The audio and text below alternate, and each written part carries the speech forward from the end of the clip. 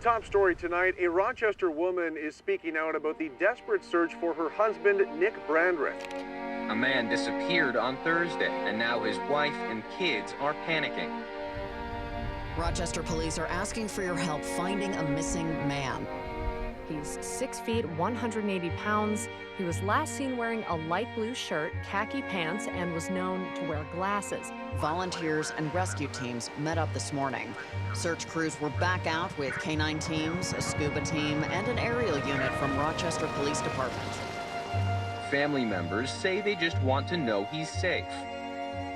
Anyone with information should contact Rochester Police. That number is on our website at wbccnews.com.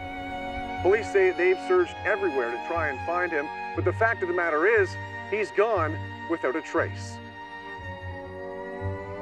Anyone with information should Missing contact man.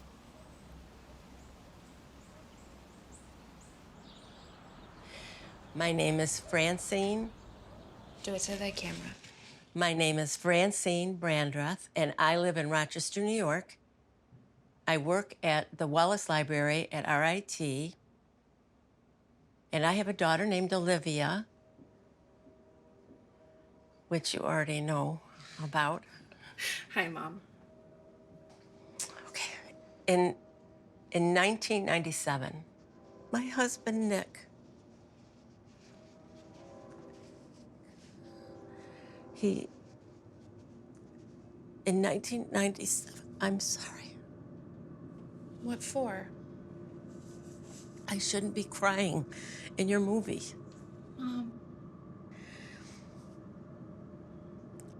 Years of this piece of my life, of me missing. And I just have no idea what happened. No closure. Right, no closure. We're going to find out what happened to Dad.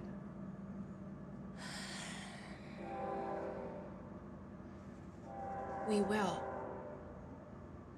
Okay. You don't sound very convinced. Oh, it's not you, honey. I know you want to help. What is it?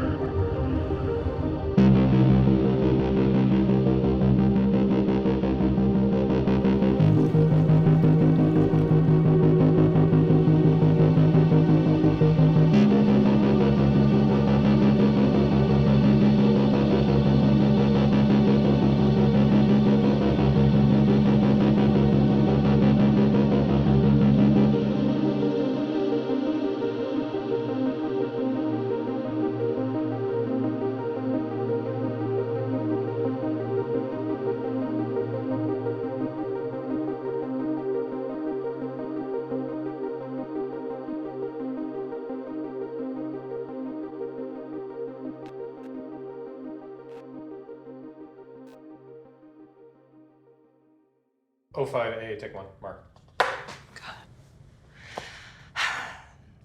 My name is Olivia Brandreth. I'm originally from Rochester, New York, and I'm a filmmaker working in documentary and investigative projects. True crime, mostly. Nick Brandreth was my father.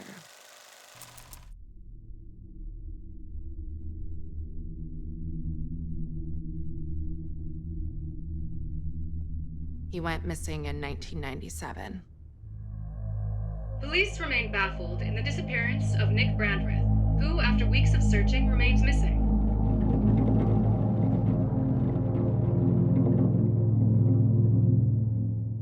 I think this was 1988, around there maybe. Wow. This is in the old house. Yeah? Do you remember it? I think so, yeah.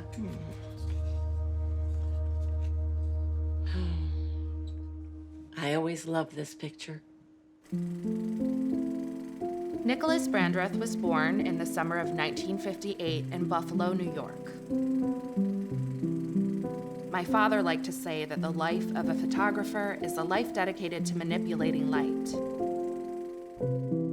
Ironically, he was born during a citywide blackout. His father, Oliver Brandreth, managed a bank downtown. He was a dedicated member of the Elks Lodge, an outdoorsman, and a fan of the Bills. His mother, Amelia, was an Italian immigrant that stayed at home with Nick and his two older siblings, Peter and Marianne. My name is Marianne Stoughton, and Nick Brandreth was my little brother. Well, he still is my little brother, I suppose.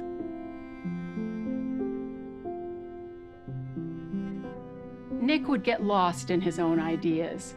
Even growing up, he was so very focused on making all kinds of things. Photos, art, even woodworking. This was the first picture Nick had published. He was 11. We had so many copies of this newspaper when it came out, they were all over the house. Our father was supportive. He let Nick arrange a little workspace in the basement for him to make his pictures. It kept him busy. But our mom, oh, she loved it. She was so excited that Nick had found a calling, and an artistic one at that. Nick and I met in 1978 when he was studying at RIT. It was his sophomore year. I had just graduated high school, and I got a job at the library part-time. So in walks this guy with a camera, and he's taking pictures of all the stacks. Photos and photos of books.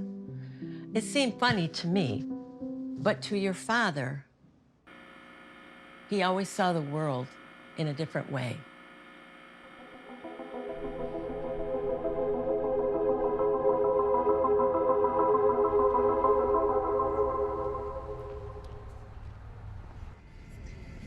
It is weird, you know, not being back, but being back for this. Yeah, I can only imagine. Oh, Rochester. Does it look like you remember? Yeah, for the most part. Hello, my name is Chris Donovan. I am producer, camera operator, editor, graphic designer, Jack of all trades. master of all trades. I met Olivia while we were attending NYU in 2004, and we've been making films ever since. Well, this certainly looks different.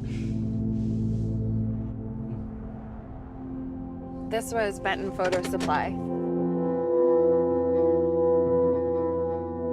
My dad used to come here all the time.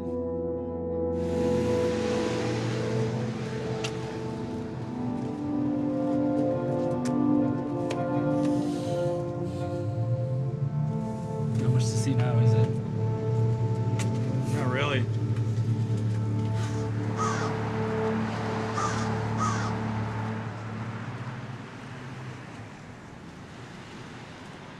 I think this was my father's favorite place in the whole city. Makes sense to start here.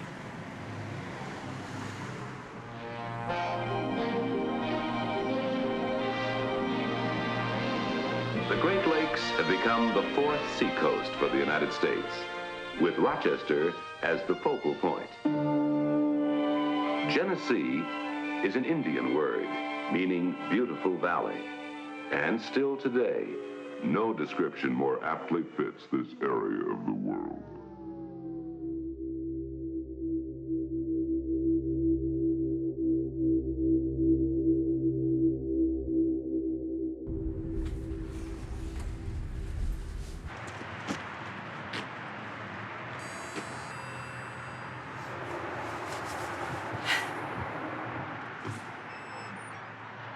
Olivia! Hi, Harry, how are you? Good. Look at you, you're all grown up. Come on in. Oh, thanks. Come on in. What's your step there?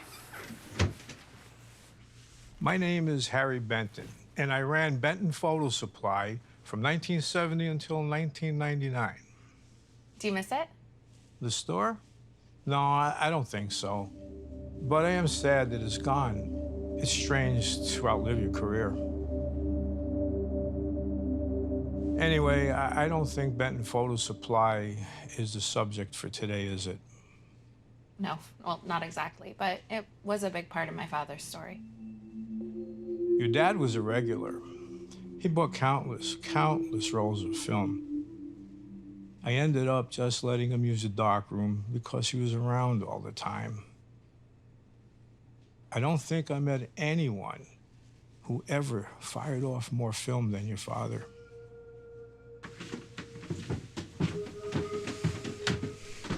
After I closed the store, I set up in here just to stay busy.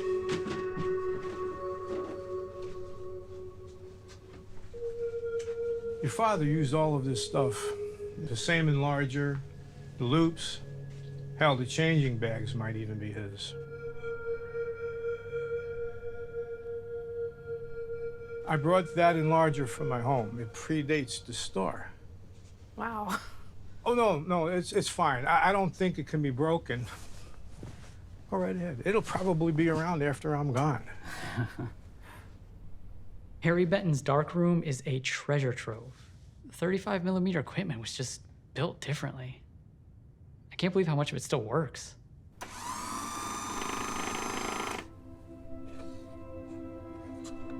Some people think a camera or a fast lens will make something magical. They forget you need to make the image. Your father, he understood how to shape and capture what was already there. In the frame, in the exposure, and in the light. Even today, when I hear the word photographer, I think light manipulator. Yeah, those are Nick's words, all right. I am in the dark room of Rochester's own Nick Brandreth, an award-winning photographer who has had his work published everywhere, from National Geographic to Sports Illustrated. Nick is our local artist spotlight this week, and you've probably seen his work already. Hi, Nick. Hi, Lauren. Thanks for having me. Well, thanks for joining me. You've got some really, really great stuff here. I appreciate that. I put a lot of myself into my work, and I really hope that shows through when people look at my photographs. So what are you working on right now? Actually, I've got really into the older photo processes, so this one's kind of special to us, especially here in Rochester. This is called a gelatin dry plate, and this is what Mr. Eastman made his fortune with.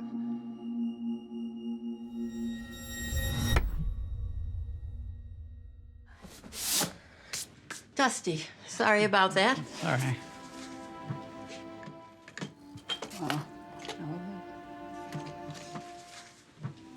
Most of this stuff has been packed up for years. I just never had the heart to get rid of it.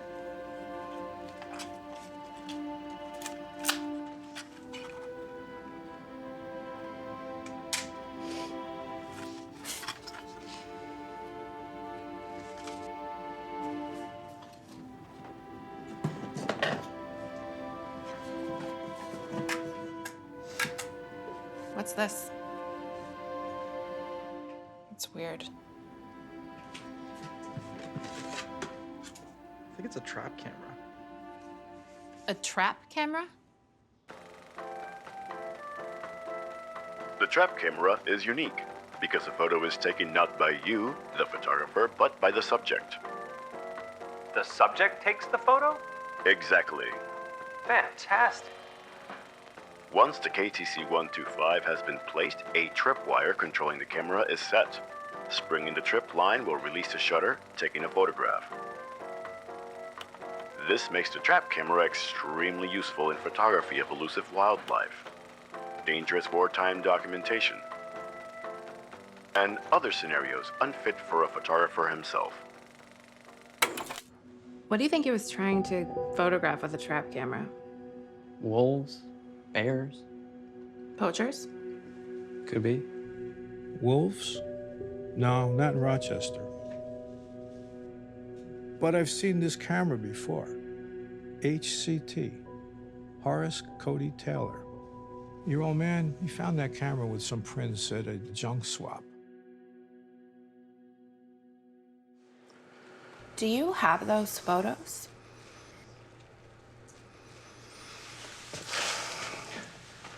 Hang tight.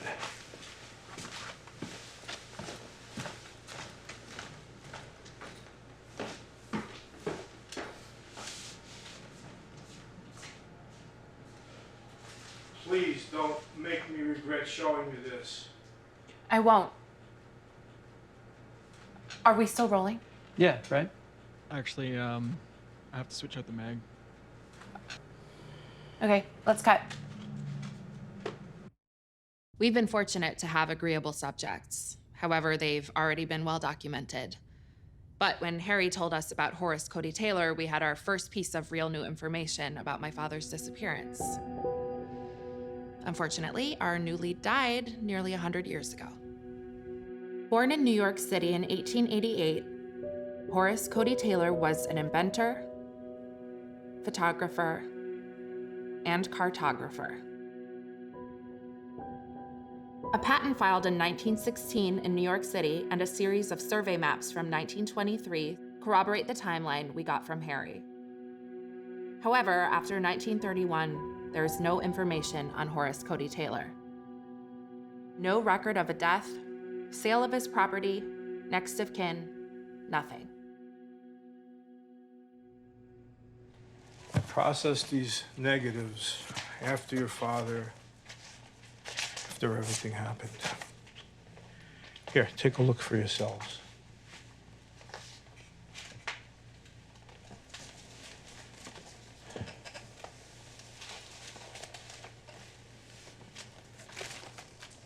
These are all his? Yeah, I told you your father shot a lot of film. There must be hundreds of images here, Harry. Yeah.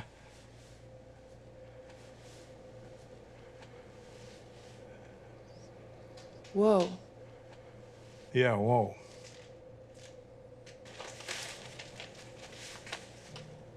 Check this out. What am I looking at?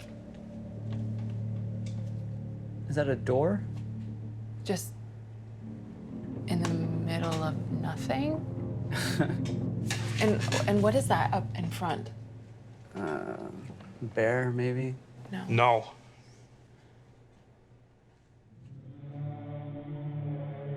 I don't like this, Olivia. Is this a cult?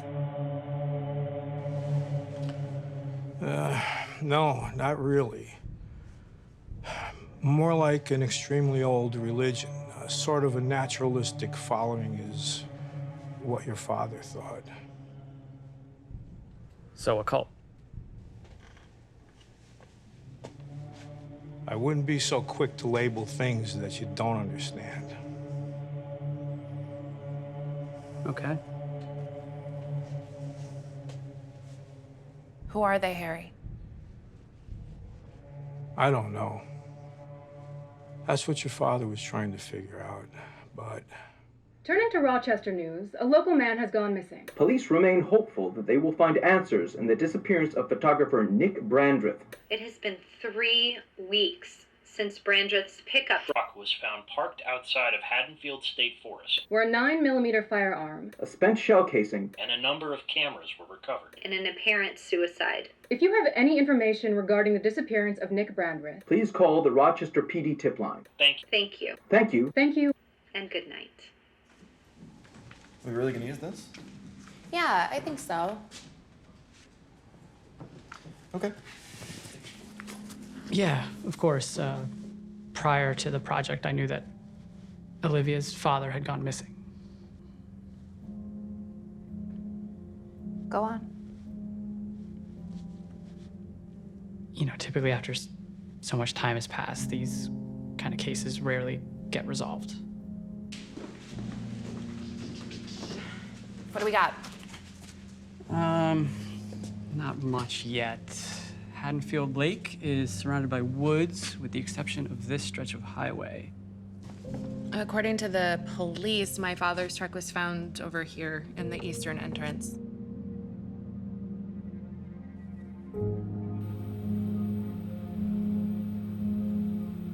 You know, Detective Frank Lynch still works for Rochester Police.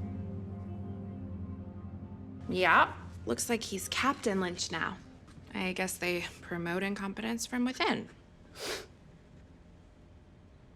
What? You want to tell us how you really feel? No, I just did.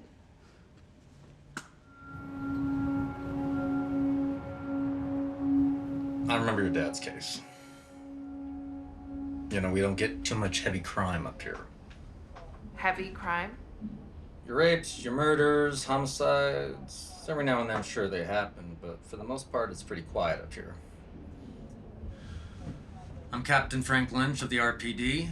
Back in 1997, I was the lead detective in the Brandreth missing persons case. In 1997, there wasn't much to report. Your father went out in the woods near Haddonfield Lake late one night in July. September. What? My father went missing on September 28th. Anyway, he went out in the woods and never came back.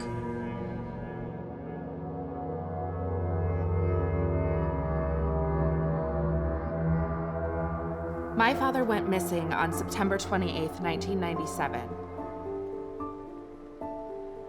Police searched for 2 weeks before they released a statement that my father's death was a suicide.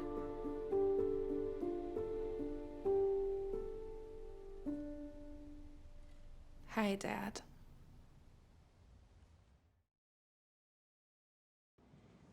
Did you believe the police statement that Dad's death was a suicide?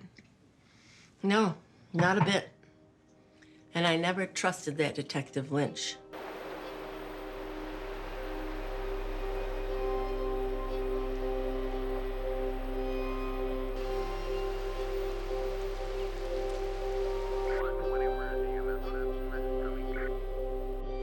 Why not? Suicide was a way for the police to skirt their responsibility. It just doesn't make sense. Do you ever go out in Haddonfield Woods? Fishing or hiking, maybe? I used to go there when I was a kid, but not anymore. Why is that? Well, in general, I don't make it a habit of hanging out in old crime scenes. But, we spent nearly a month looking for your old man.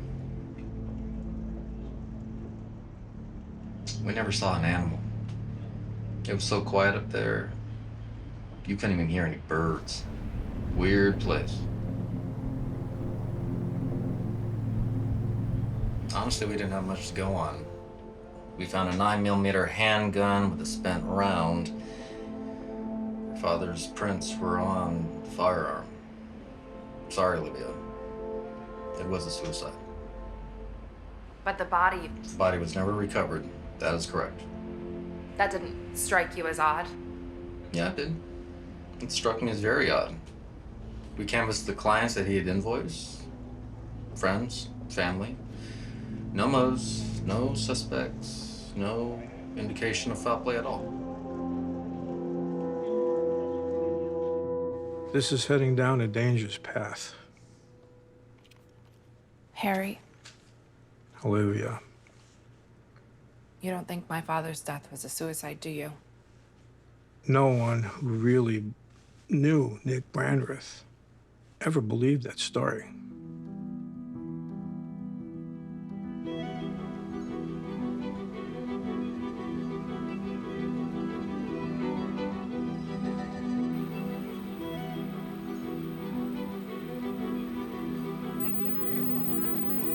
Captain Lynch, how long had you been a detective? Lead detective? Right, excuse me. How long had you been a lead detective in 1997? What difference does that make? There is often a defensiveness amongst law enforcement, that tension between what's right and what's right by the book. It's always there. If my father shot himself, why was the firearm found but not the body? We figured some kids found the gun, started playing with it, having some fun, you know. They moved the gun from the original crime scene. Your answer is children playing with a handgun? But are you here to bust my chops, lady? What is this? It's not unusual that Frank reacted like that. He knows something. Did you ever follow up with anyone else? Yes, we hired a private investigator to help us make sense of things. Hired is just another way of saying we lit $20,000 on fire. I'm sorry, Mrs. Brandreth, but do you remember the name of the private investigator? Hank Arbogast. Weird guy. Real pain in the ass. Arbogast? That's it. Arbogast. What a loon. I'll never forget the name, and I'll never forget him. Why is that? Because he felt that my husband entered a parallel dimension. I'm sorry, what? A parallel dimension. Yeah. It's hard to forget that kind of crazy. Say, do you like mystery stories? Well, we have one for you. The mystery is time. Our story is true. Before we're finished, I think you'll agree that truth is stranger than the strangest fiction. In 1998, a book on my father's disappearance was released.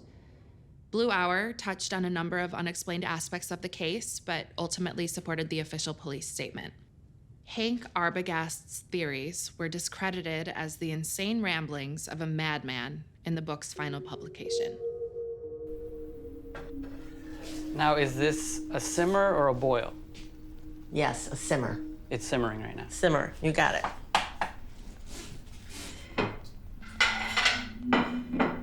She's upset. I'm not upset. I'm just focused. She's upset. She always did that when she was a little girl with her homework.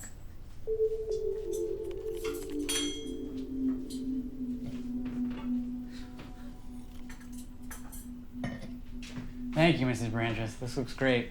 Oh, you're welcome. I appreciate the help. Salud. Salud. This is very weird. Luke, you gonna eat? Sure am. Mangiamo. Photography as a hobby can lead to photography as a career, and often does. But professional work calls for a lot more than just snapping pictures here and there. Laboratory or darkroom assistants and technicians have an opportunity to learn how to mix chemicals, to develop films, to retouch negatives, and to make prints.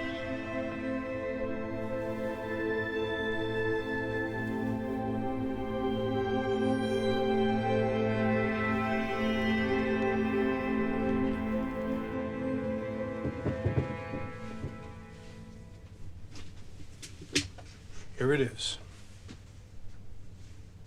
I don't really know what I'm looking at. You think I understand what this is? I just made the photo. Jesus. Are you sure my dad wasn't staging these? If this was some sort of an art piece, Nick was really committed. Yeah.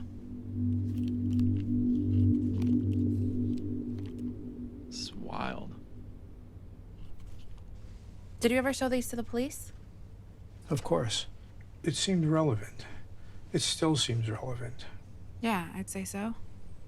You told Captain Lynch about this photo, these people? Yeah, I told Captain Lynch. He said they were fakes. He laughed me out of the station. Fakes? Another long day searching for missing photographer Nick Brandreth. I am here with Detective Frank Lynch, who's investigating... Lead Detective Frank Lynch. Earlier today, our station was delivered these unsettling photographs. Here we go. What's with the photography? Always with the pictures. I'm sorry, are you already aware of these photographs? Yeah, I'm familiar with them. Would you care to comment? No, not really. It's a hoax. But he didn't want anything that he couldn't wrap his head around. Who knew how many other cases it would impact? Other cases? Well, if it's happened, maybe it's been happening. Right. I see what you're saying.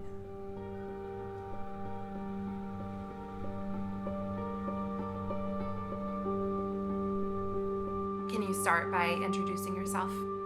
My name is Marissa Biondi, formerly of WQCB, where I was a field reporter. Mostly the job consisted of local events and happenings, stuff like that. But I covered the Nick Brandreth case.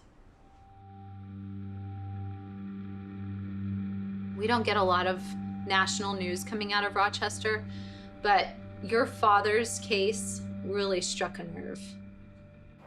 Nick Brandreth? It's just super tragic, and my heart really goes out to his family. And They find a gun and a casing and decide it's suicide? What, did he kill himself and then walk off? Well, it's not like the most comforting thought when you put it that way. I think the media's going to say whatever they want, but only God knows what really happened. Nick Brandreth? They're making excuses for the fact that they had no idea what happened. Oh, yeah. That's the guy that pooped himself off in the woods, right? Why do you think that was? Well, the police didn't do themselves any favors by declaring your father's disappearance a suicide so quickly. It felt flimsy from the start. There were other things. You mean the photos?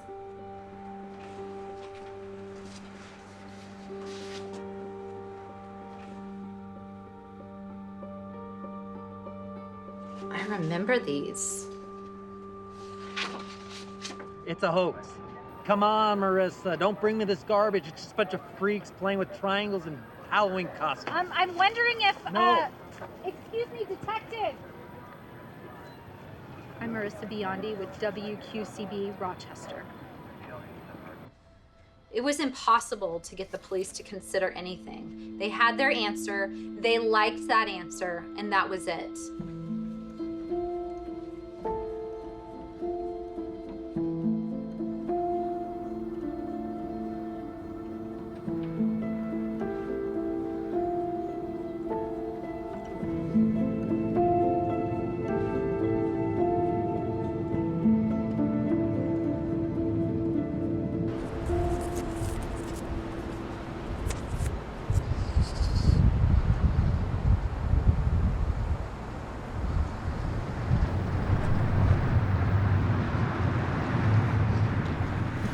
have a couple cop cars coming soon, which is gonna be perfect.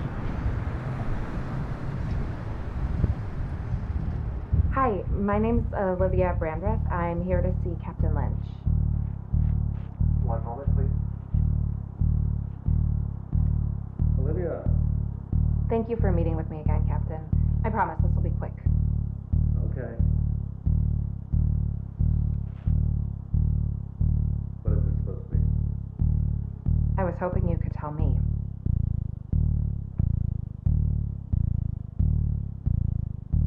What is this a joke? You've seen this photograph before, haven't you?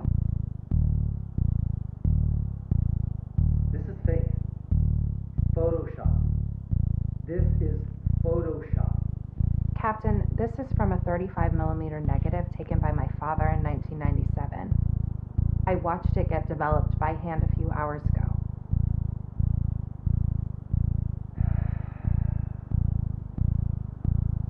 Captain Lynch? Yes? You told me there were no other persons of interest in my father's disappearance. There weren't. Then who are these people?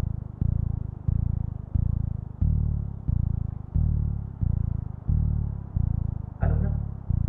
Well, the private investigator my mother hired. We already talked about Abergast. I know. But do you have any idea where I could find him? That guy is a nut job. You aren't going to learn anything from him. I believe you. But any information at all might help. Please.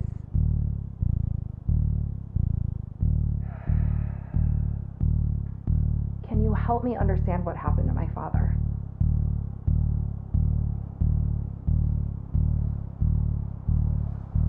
Wait here a minute.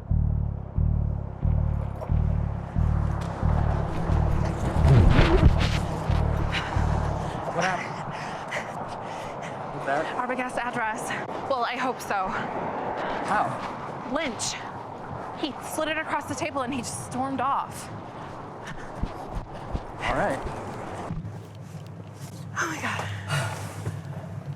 Whew. Was that legal? Recording the conversation or him giving you the address? Either one. No. Maybe he just felt bad. Maybe he's a bad cop. That too.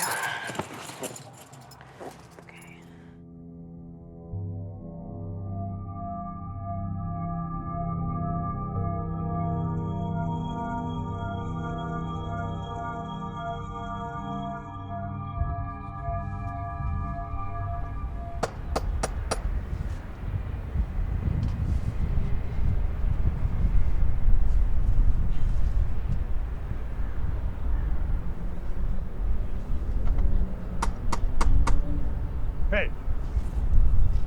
Turn the cameras off. Hank Arbogast, my name's Olivia Brandreth. Turn the camera off. Sure. No problem. Camera!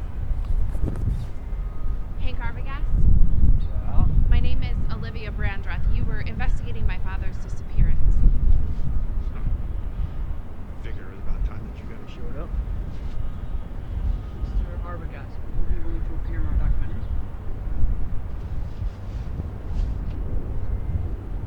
Can you please sign this release? Let me read it again. I've forgotten all the fine print. Yes, of course.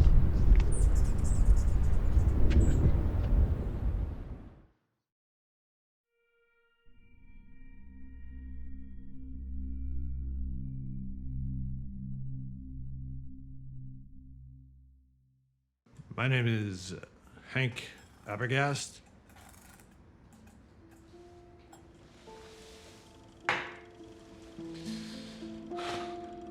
I've been a private investigator for over 25 years, depending on how you count the passage of time.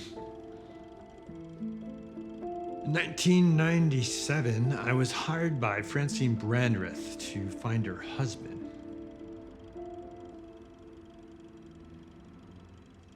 Which I did. I'm sorry. What did you just say? I found your father back in 1997. regardless of the ridiculous claims made by the Rochester Police Department.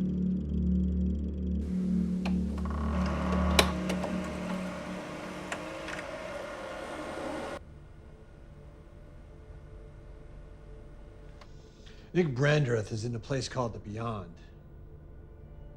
You mean the doorway? The Beyond is the hub for the space-time continuum, where every moment of our reality, of this reality, rotates around this dimension. And when the doorways line up, you can move from one moment in time to the next. Mr. Arbogast, I think we need to start at the beginning. No, we don't. You're just saying a lot of things I don't understand. Yet.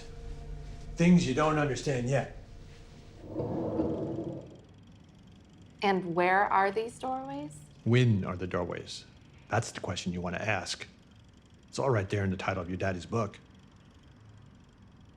Blue Hour? Yes. You can know where to go, but without the wind, you'll never find it. You follow the light, chase the shadows to the end. Then you can move beyond.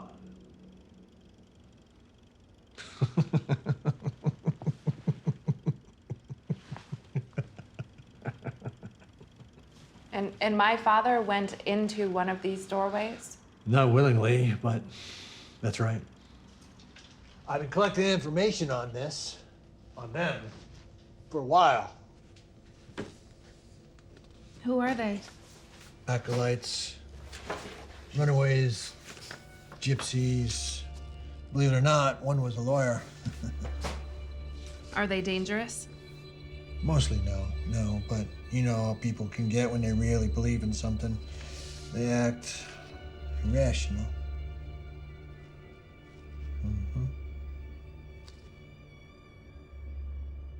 Do you have any idea why the doorway's in Rochester? That is where that doorway is. Different doorways, different places. But again, most important, different point in time. I came out of a door in Bar Harbor, Maine in 1832.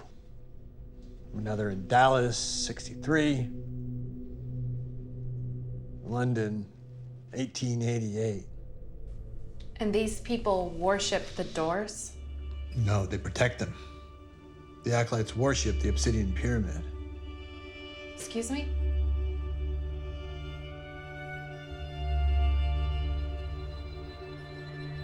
Mr. Arbogast?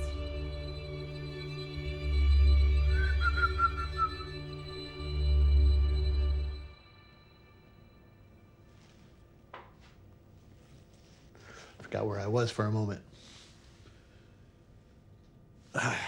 We're nearly finished. Your father didn't commit suicide. He's become possessed.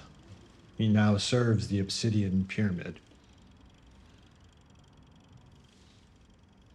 The what?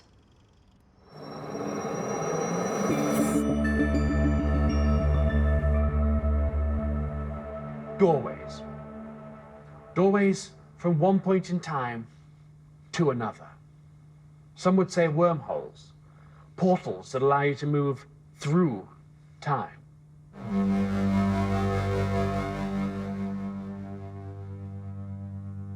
The obsidian pyramid has been seen globally, all across the world.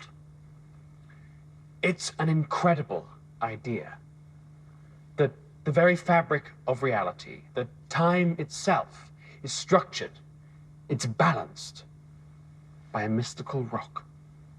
Depictions across cultures, across time, of floating monoliths. Too similar, far too coincidental to disregard as anything other than interconnected. Nick Brandreth went through a doorway and is now in the beyond. Possessed, spellbound, occupied, we don't have words to describe the effects of parallel dimensions. Your father may look like what you remember, but you'll see it. You can see it in his eyes. His eyes? Yes. Interesting. You know, we've done this before. And you were arrogant then, too. I'm sorry, I'm not trying to be. Shh. Say that you can't be in two places at once. What? Go ahead, say it. You can't be in two places at once. Exactly. Only one version of you can exist at any given point in time. But that doesn't make any sense. Please, keep up. You travel from one point in time to another. Great. Easy. Only the latest version of you will continue to exist. Any previous iteration will cease to be. That doesn't make any sense. But you just said you can't be in two places at once. Right. Then we agree. We do? Yes. Unquestionably, there's very real evidence of the Obsidian Pyramid and the men and women who live in service to it. But where did this monolith come from? Is this evidence of aliens intervening here on Earth? Or is something altogether more mysterious at play? It's pointless to wonder where the pyramid came from. It was here before mankind, and given our penchant for greed, it will be here long after. In the eyes of those that serve the pyramid, is it a god? God is just a word we use to describe things beyond our understanding. The Obsidian Pyramid is more like a metronome than anything. It keeps time for existence.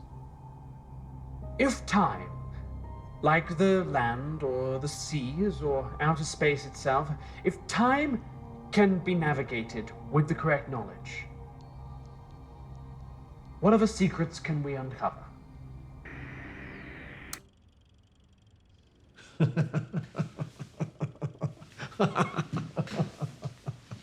This is going to happen soon. So I got to move fast. But in 7 years, I go through a door and I come back to this very moment. And then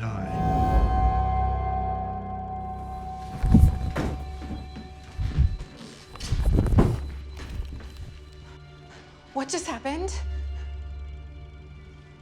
Guys, I think he exploded. Exploded, Luke? Versions of us will do this again. Eventually.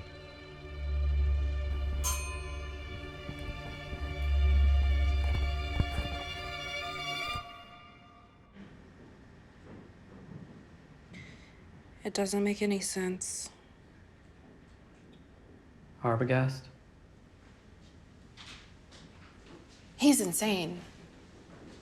He has to be, right? Can't explain what I saw. No, me neither. A number of years ago in Germany, a man gave to the world a new concept. It shook the scientific world from top to bottom, changed the course of human history, and gave us the atomic age. The man, Albert Einstein. The concept, relativity. That strange, fantastic relationship between time, distance, and mass. E equals mc squared. Energy equals mass times the speed of light squared.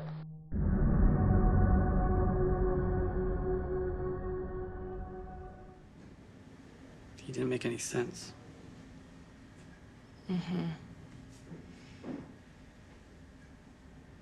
Guys, he can teleport. Teleport through time. Thanks, Luke.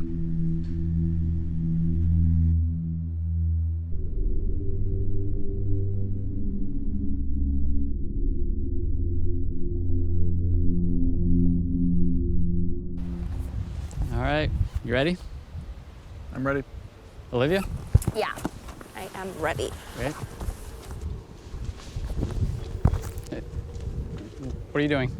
I just gotta grab something. Hold on one sec.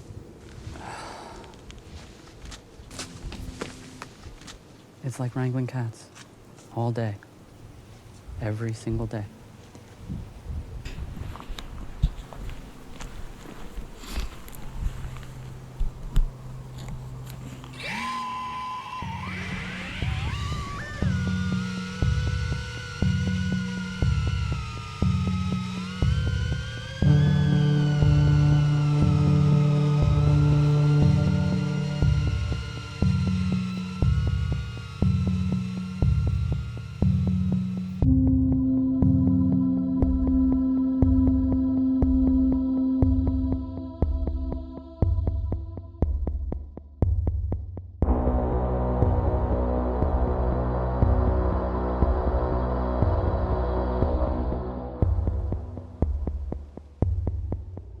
It's pretty.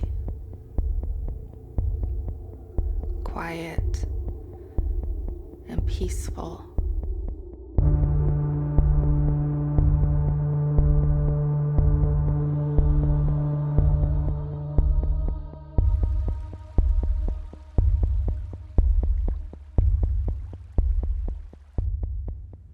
Captain Lynch was right.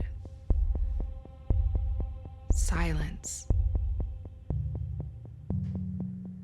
There's something there in the stillness. An uneasiness.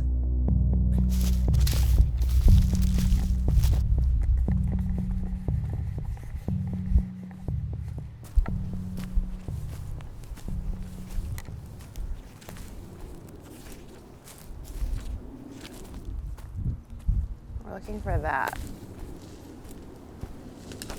Or that.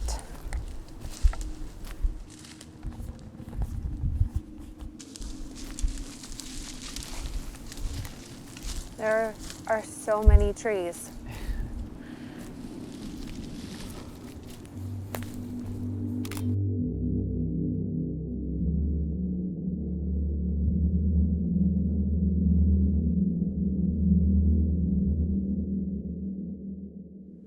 Yeah, I'm not really an outdoorsy person, but Haddonfield Forest didn't seem that weird to me.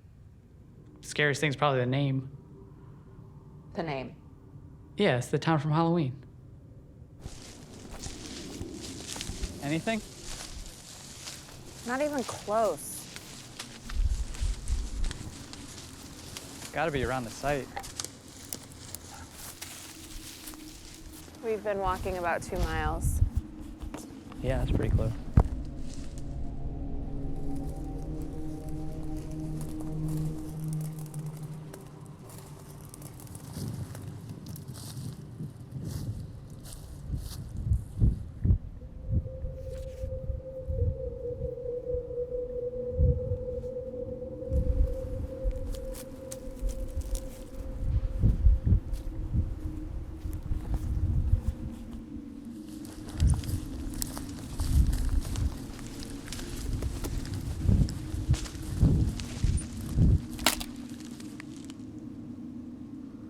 Sorry, guys.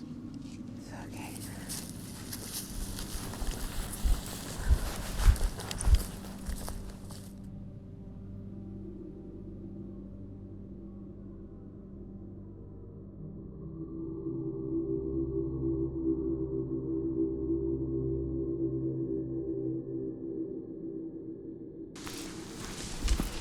You all right? Yeah, I'm just...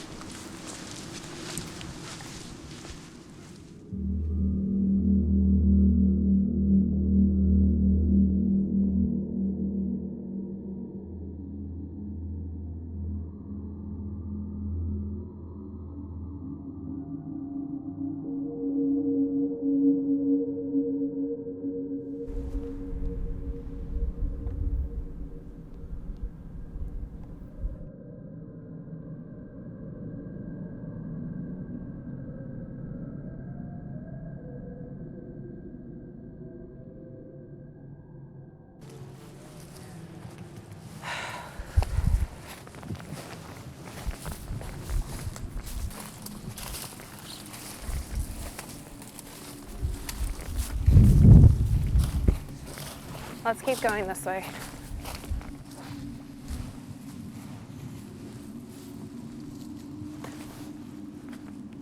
Maybe that?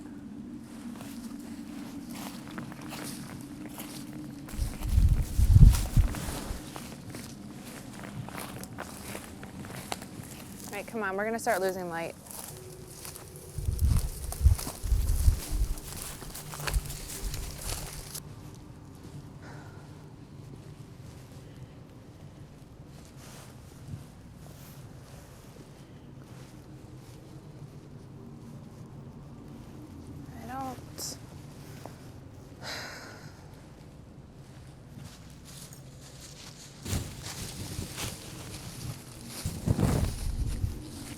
Oh my God.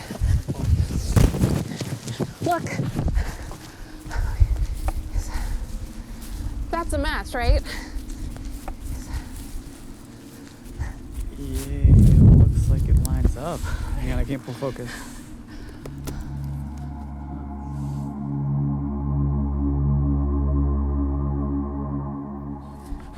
So About his trap camera would have been right over there.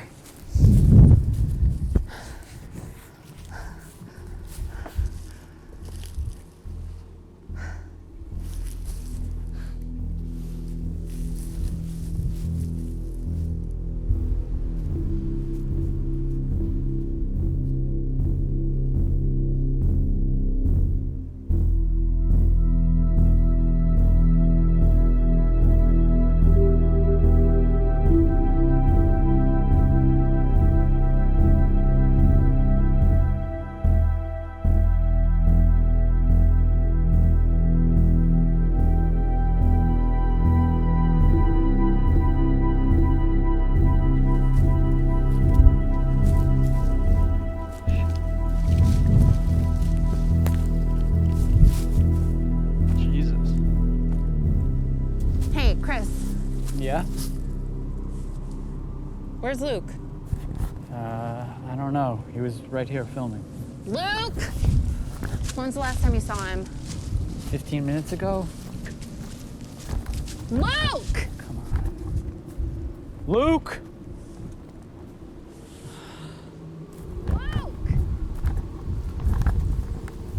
Luke! Oh, hey, Chris. Whoa, whoa, whoa. No, I'm sorry. I'm really sorry. I'll leave.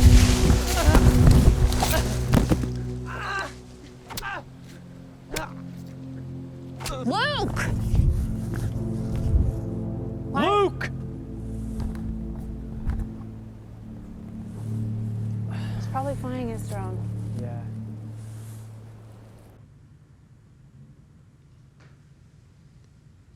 Olivia?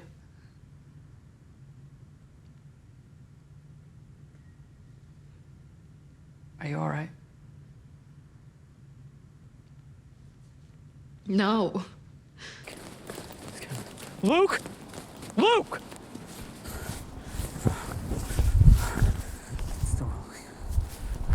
Luke!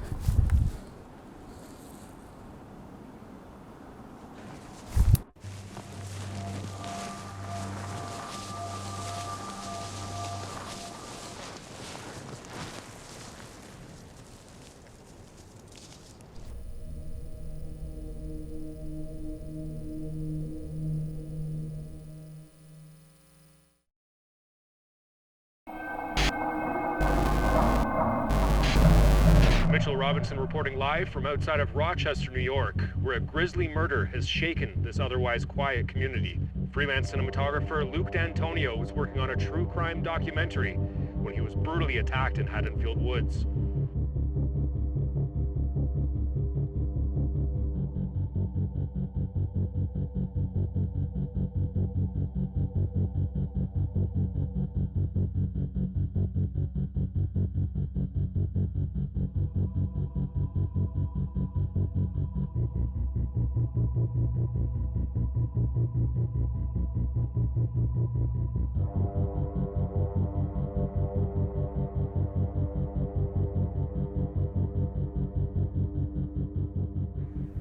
Hi guys, Miranda here, live from Haddonfield Woods. What was that?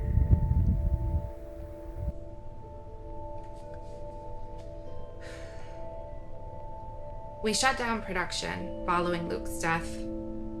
It didn't feel right to continue.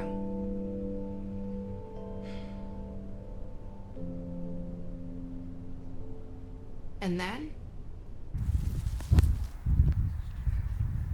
I'll be here for the next week, checking out the mysterious disappearances in these woods. So as always, don't forget to follow along and like and subscribe. See you soon.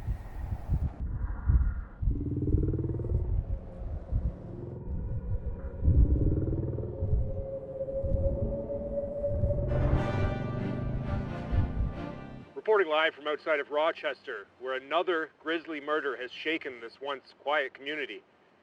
Miranda Tully, a true crime podcast host, has been murdered. There it is. Can we zoom in on that? Can you get that?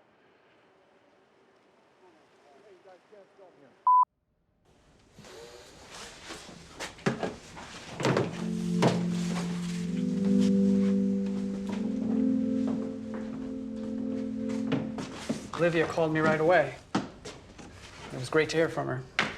I didn't like leaving the project unfinished. What did I do during the shutdown?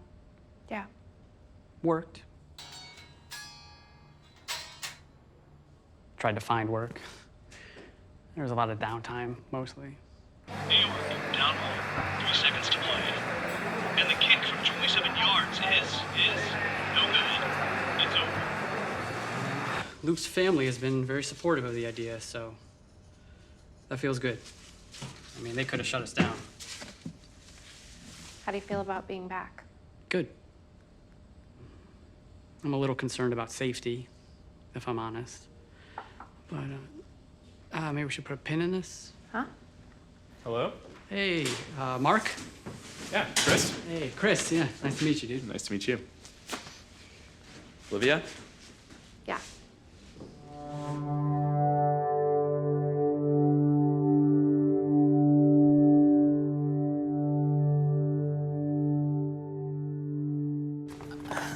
Okay. All right, here we are. So, 6 months ago, we were in Haddonfield Woods over here, which is where my father went missing, and also obviously where Luke was attacked. It's also near where Miranda Tully's body was found. I think maybe the saddest part of Miranda Tully's death is that it was completely avoidable. It was just an unnecessary risk. We know Miranda Tully's body was found near where Luke's was murdered. They both had their throats slit, but that's the only similarity. Luke was cast aside, Miranda's body was put on display. We were there when Luke got attacked. I mean, we were shouting his name. We may have interrupted whatever ritual they were trying to perform. I'm sorry. Who are the they in this murder ritual situation?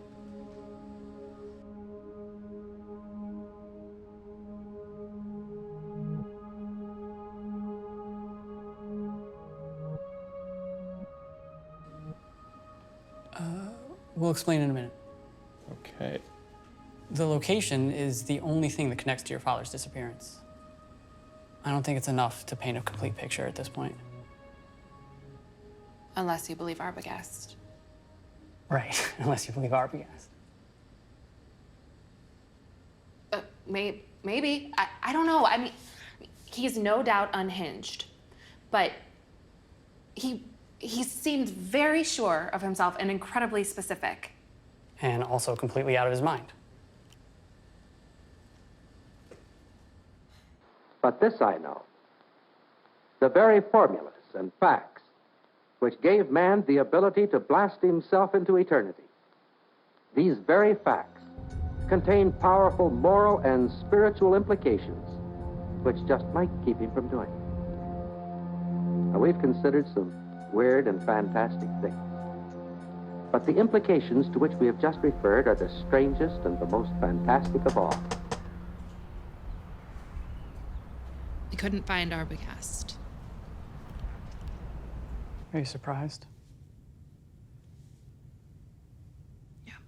I mean, I'm not surprised. These types of cases run cold. Now,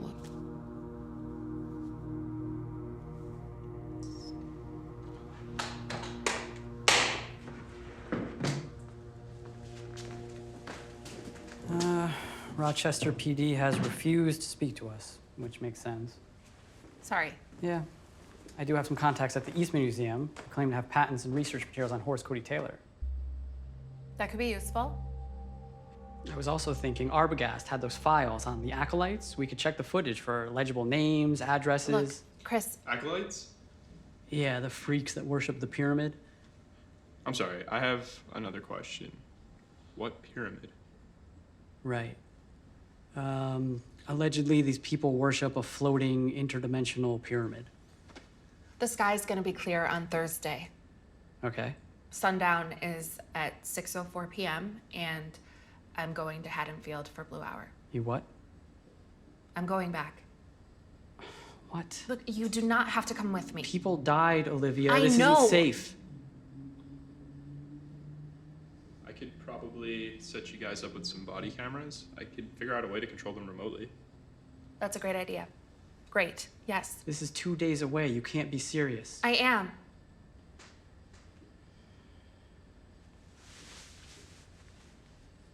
How do we start?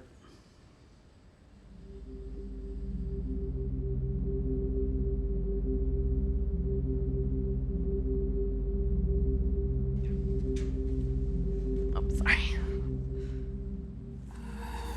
We'll set up in the main parking lot at 4 p.m. That'll give us about 2 hours. Us? You're not doing this alone. Like, you don't have to come with me. Mark, can you send me over some body cameras? Yeah, no problem. No problem. So in this situation, am I just gonna be alone at the van? No. No. No. We'll send a PA with you and they'll do B-roll. No one is alone. Thank you.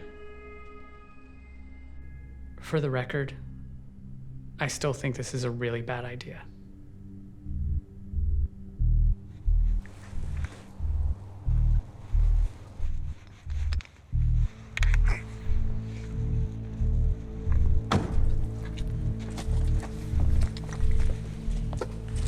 Thank you. Right. Good luck.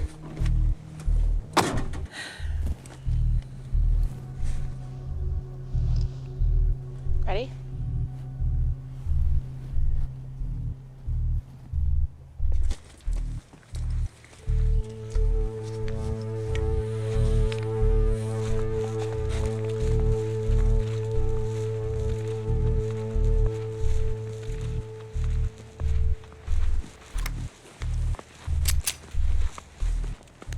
Really? Yeah.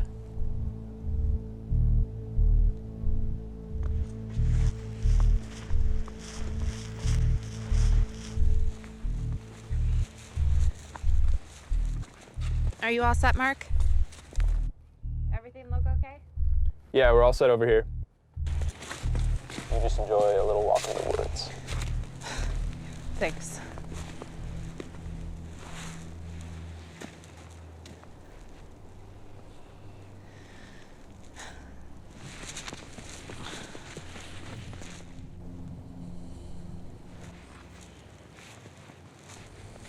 You okay? Yeah, I'm good.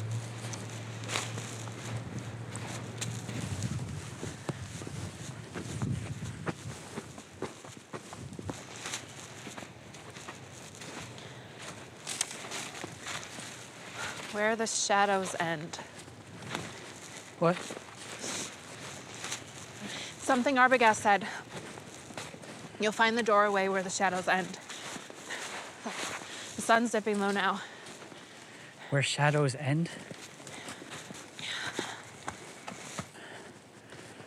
Yeah, maybe.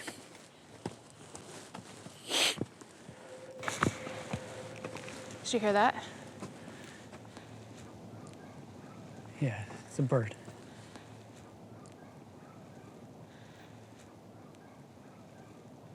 All right. Okay.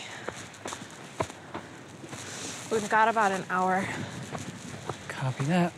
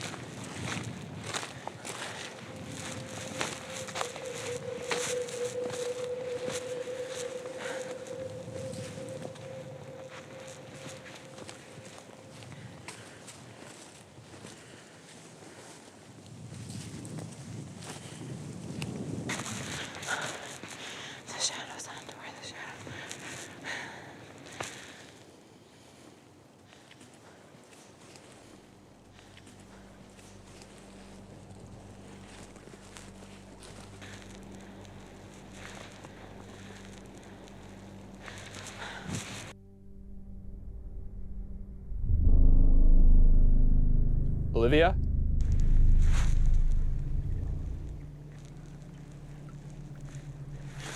What do you see?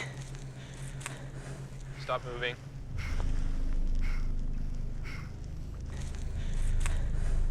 What?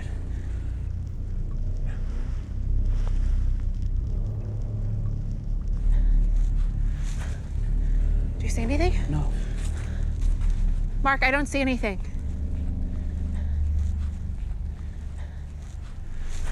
Mark!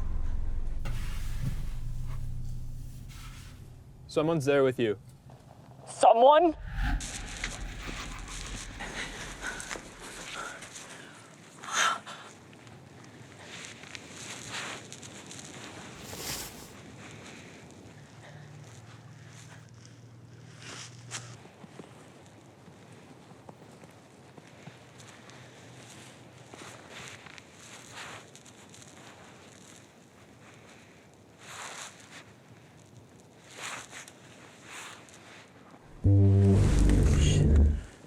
Olivia.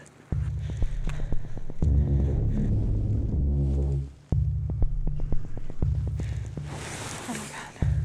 Oh my God. Stop.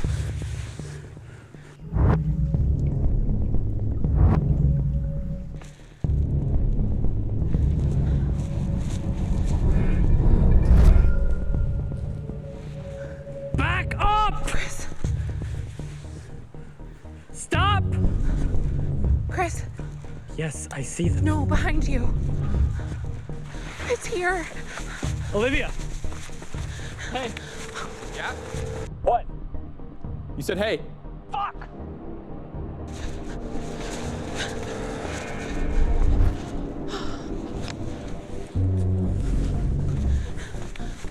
Olivia, wait. You don't have to come with me. Stop! Back up! Olivia, don't! No! We need help at Haddonfield Woods. Yeah, now.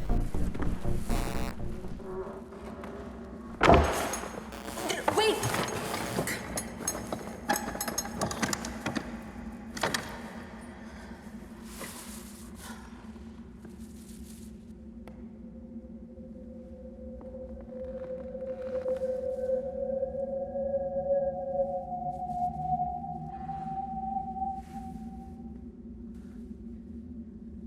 Can you hear that? Mark? Hello?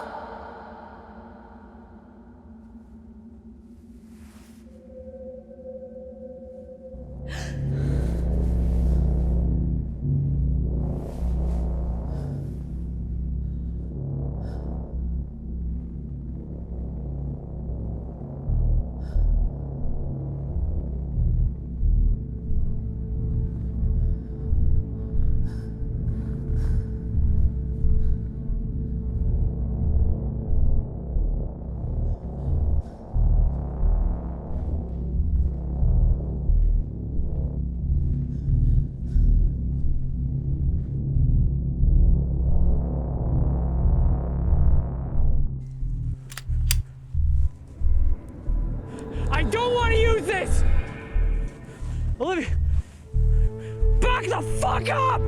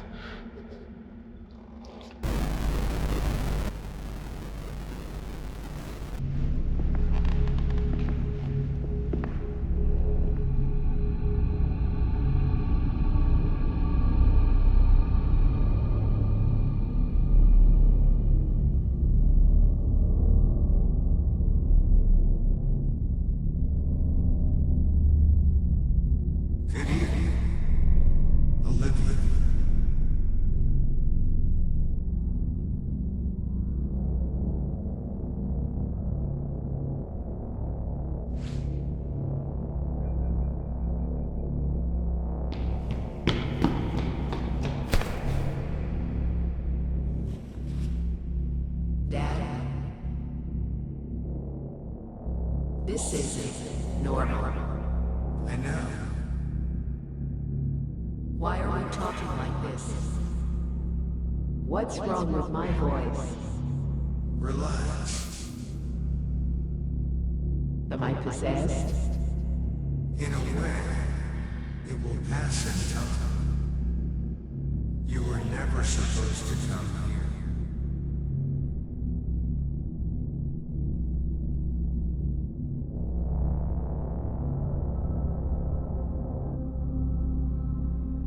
And you were...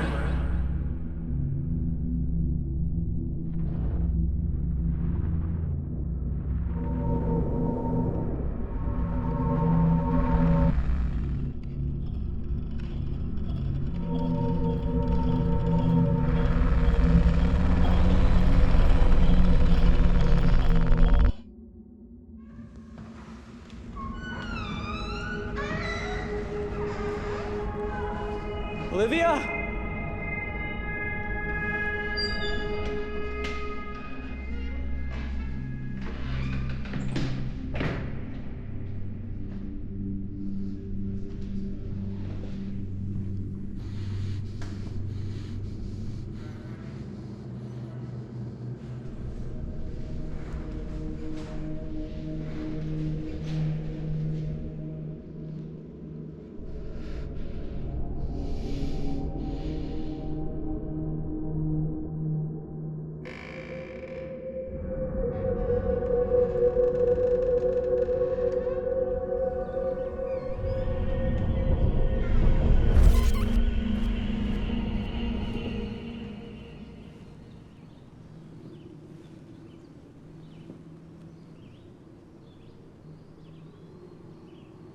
Hello?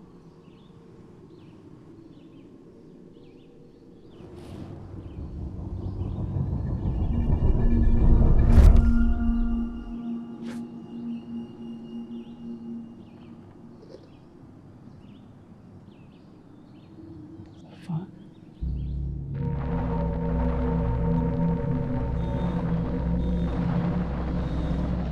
Dad.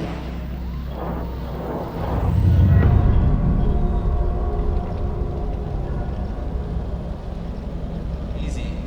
Easy. I don't mean you any harm.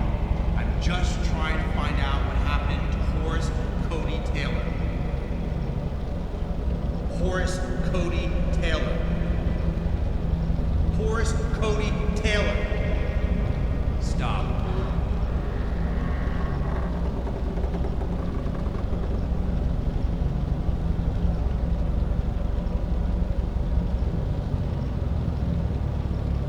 My time should have ended long ago.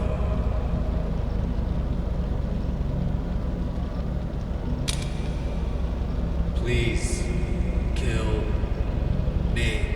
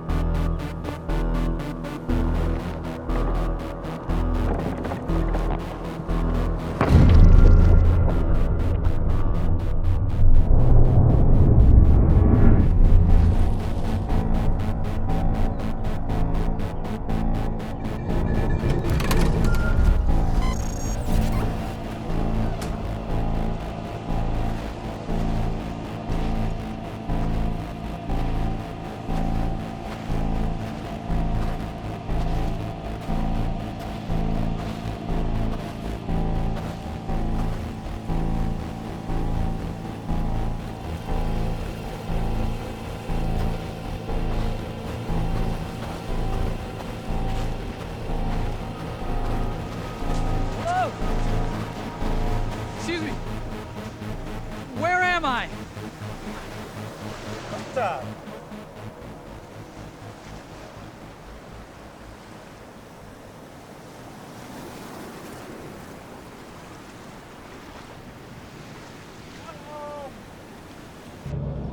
Please kill me.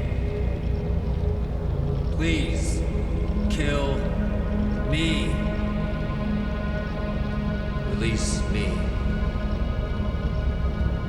I'm sorry. Mom is never going to believe this.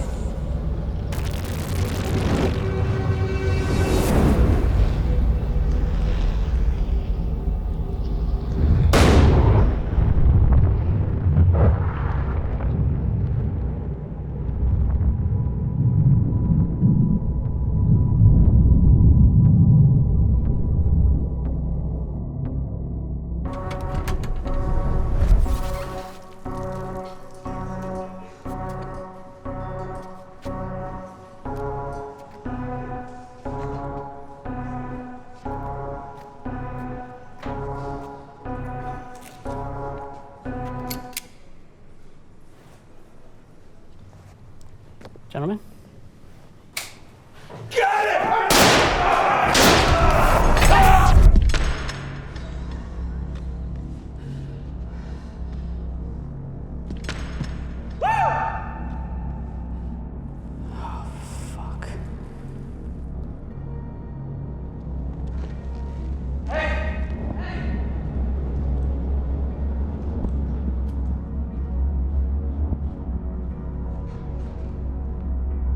There will be another time. I'm here now.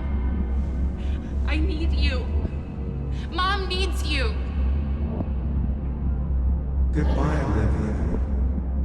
No. Dad, no. Don't say that. Dad. Please.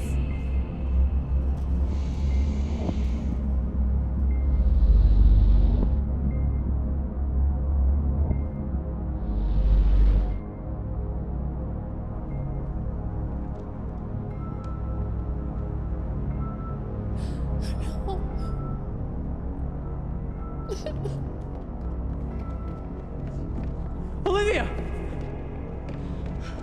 Was that?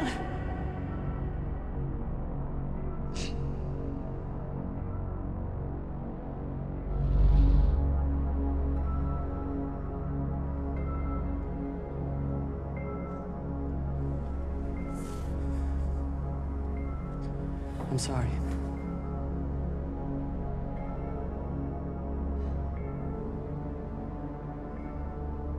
Follow me.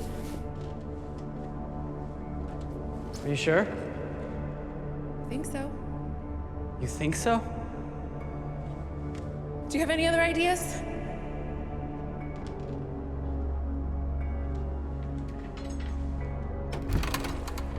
Wait!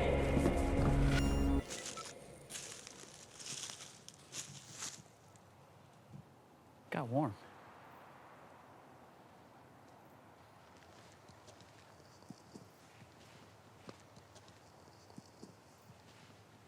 Where's the van? Christ. Mark.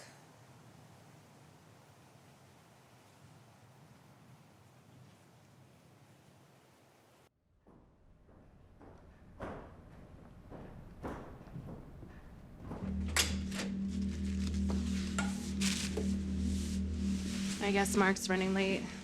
Yeah.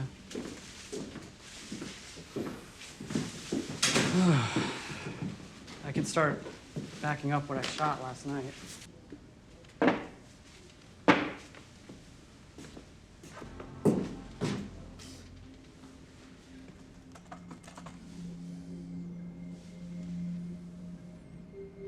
Oh, wow. I can't believe we can see so much. 64,000 ISO. Is that good?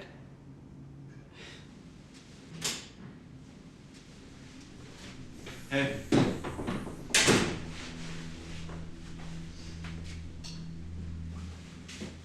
Luke? Chris? What's today? It's It's, Thursday. No, the date. That's September 7th. No, 8th. Oh my God. I don't believe it. We time traveled? We time traveled. Holy shit. When we came out of the doorway, it was dark and the van was gone. We assumed we had just lost track of time, or Mark had been asked to leave. Wait, what are you guys talking about? You died. No, I didn't. She means you will die. I mean, we're all gonna die. No, okay, take this. Okay, listen, Luke. On Saturday, September 10th, we went to Haddonfield Woods and you died. I died this coming Saturday? Chris and I jumped back in time 188 days. Do you really want to use this? Yeah, I think so. It sets up Arbogast nicely. Okay.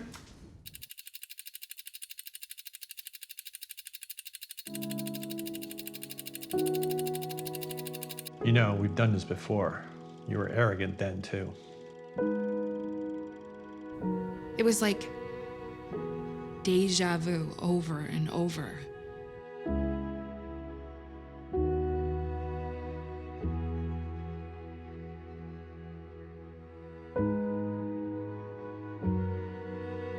Part 2, take 2.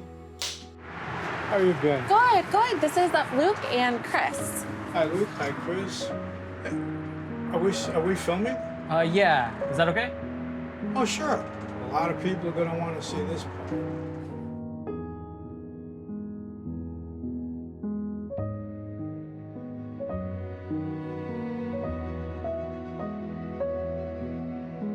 You're your father's daughter.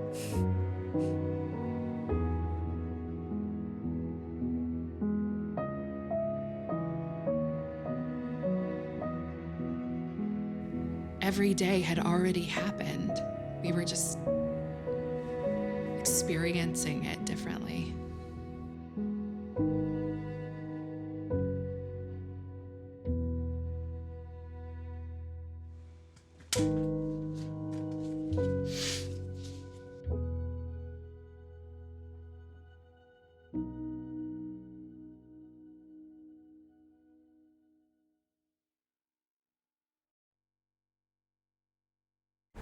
Captain Lynch, we wanted to show you this. What are those body cams? We gotta wear those now.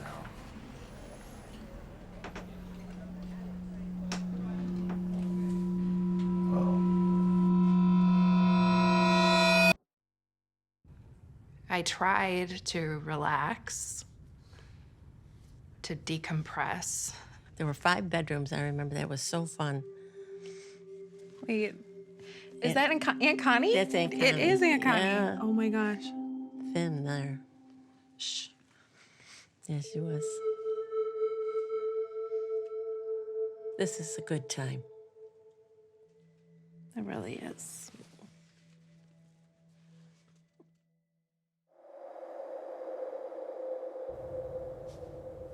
Chris had a slightly different approach to reliving the last 6 months of his life. I can't explain it. Any of it.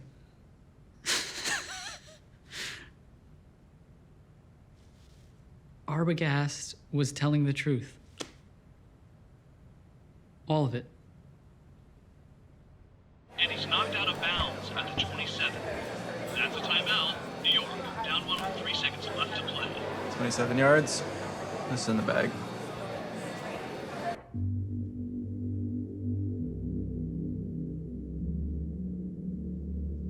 Chris?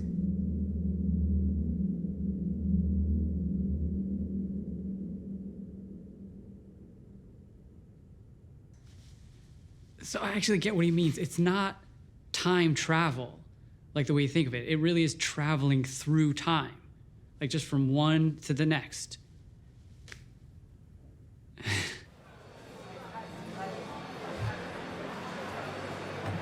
$200 he misses. You're on.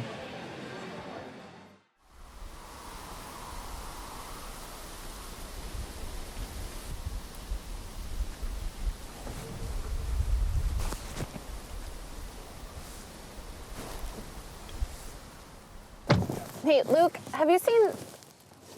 Oh, never mind.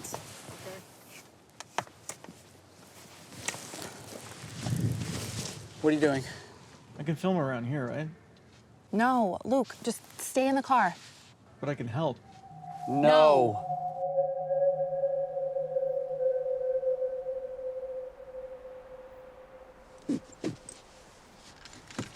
Right. Ready? Here we go again.